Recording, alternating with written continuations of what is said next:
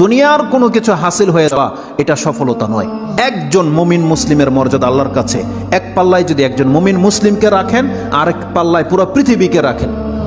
কেউ যদি পুরো পৃথিবীকে ধ্বংস করে দেয়, এটা আল্লাহর কাছে অত বড় অপরাধ নয় একজন মুমিনকে যদি কেউ হত্যা করে, এটা যত বড় অপরাধ। তাহলে একটা মানুষ তাওহীদের উপরে যারা আছে তাদের মান মর্যাদা এত, আল্লাহ বলছেন অতএব তারা যেন দুনিয়ার জন্য নয়, বরং তারা ওই পরকালে জাহান্নাম থেকে মুক্ত হয়ে যাওয়ার সেই রাস্তা যেন তারা অবলম্বন করে। কারণ সেই দিন যাকে জাহান্নাম থেকে শুধু বাঁচানো নয়, দূরে রাখা হবে।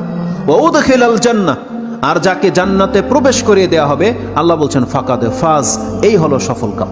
কারণ জান্নাত এমন একটা জায়গা, এটা হচ্ছে চির সুখের জায়গা। একবার শুধু কোনো ব্যক্তিকে জান্নাতে ঢুকিয়ে দিলে জীবনের যত পেরেশানি আছে সব দূর হয়ে যাবে, সব দূর হয়ে যাবে।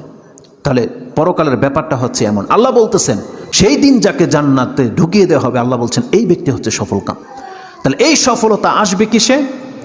একমাত্র আপনার ঈমান, তাওহীদ। আপনি আল্লাহকে মেনে নিয়েছেন, আল্লাহর বান্দা, আপনি আল্লাহর সাথে শিরিক করেন না, এমন প্রত্যেকটা ব্যক্তি সেই জান্নাত সে পাবেই পাবে। এটা আল্লাহ ওয়াদা করেছে।